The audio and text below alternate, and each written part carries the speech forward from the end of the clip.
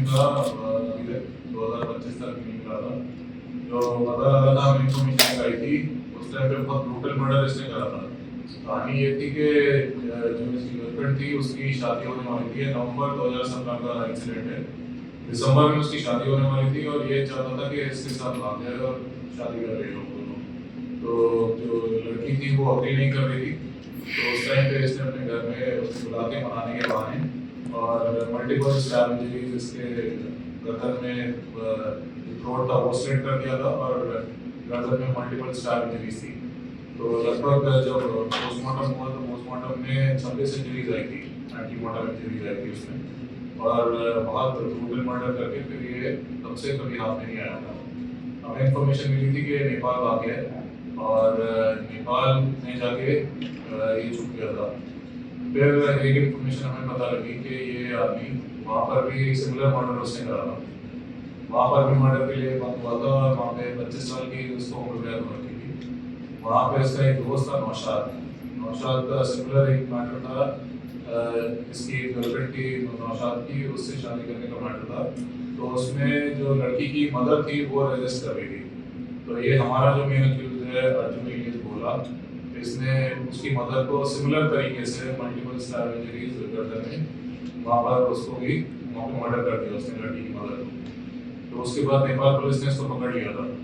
तो ये वहाँ पर नेपाल के जेल में था और अभी रिसेंटली जब एजिटेशन हुए तो वहाँ पर जेल ब्रेक हुआ नेपाल में, जो अभी ऑनगोइंग भी है एजिटेशन। तो उस एजिटेशन के दौरान ये वहाँ से जेल से भागा और ये इंडिया एंटर हो गया। तो इसने जैसे ही बॉर्डर पार करा हमें इन्फॉर्मेशन मिल चुकी थी। हमारी क्राइम टीम ने बड़ा स्विफ्टली उसको वहाँ पे अप्रेंड करके बिहार से, रक्सौल बॉर्डर से यहाँ पर दिल्ली लेकर आ रहे हैं। हमारे साथ बातचीत करने के लिए मौजूद हैं डीसीपी क्राइम हर्ष इंदौरी जी। सर, किस तरह से इस पूरे ऑपरेशन को आपने देखा और इसको गिरफ्तार किया, क्या मामला? ये जो अर्जुन इलियास भोला है, ये भाग गया था नेपाल 2017 में अपनी गर्लफ्रेंड का मर्डर करने के बाद।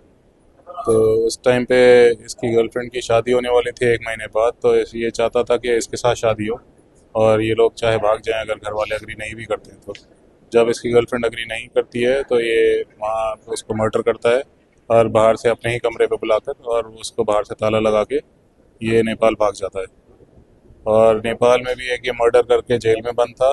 और रिसेंटली जो एजिटेशन हुए उसमें जेल ब्रेक होने के बाद ये जेल तोड़ के कुछ कैदी वहाँ से भागे और उनमें से ये भी एक कैदी था और ये भारत एंटर हो गया। सर, दिल्ली पुलिस को किस तरह पता लगा कि नेपाल से वो भाग गया है और कहाँ छुपा हुआ है? हमारा एक इन्फॉर्मर था जो इसके पास इसके मूवमेंट की इन्फॉर्मेशन थी। तो उस इन्फॉर्मर ने हमें बताया, उसके बेसिस पे हम लोग, हमारी टीम वहाँ पे रेडीली इन पोजीशन थी। तो उसको जैसे ही वो एंटर हुआ उसको अप्रेंड कर लिया गया। सर, दिल्ली में क्राइम करने का उसका क्या कुछ मकसद था? दिल्ली में क्राइम करने का मकसद यही था कि वो शादी करना चाह रही थी और किसी और से, जिसको ये अग्री नहीं कर रहा था। तो उस रंजिश में इसने अपनी गर्लफ्रेंड का मर्डर कर दिया। सर, क्या इस अपराधी का पहले भी कुछ ऐसा जो कुछ केस चल रहे? नहीं, इससे पहले कोई इसका ऐसा क्रिमिनल रिकॉर्ड नहीं था। ये फैक्ट्री में काम करने वाला लड़का था और इसने वहाँ पे जाके, जब इसके हौसले बुलंद हो गए और 8 साल तक नहीं पकड़ा गया, तो इसने वहाँ पे नेपाल में भी जाके एक मर्डर कर दिया। परिवार के तौर पे देखा जाए तो पहले इनका परिवार क्या कुछ करता था? इसके पिताजी जो थे वो सब्जी बेचने का काम करते थे और ये लोग अशोकनगर में रह रहे थे। लड़की भी सेम बिल्डिंग में रह रही थी जहाँ पे इसका उससे परिचय हुआ। सर, नेपाल में किस मामले में जेल में? नेपाल में मर्डर के मामले में जेल में गया था और एक वहाँ पे भी एक लेडी का उसने मर्डर करा था।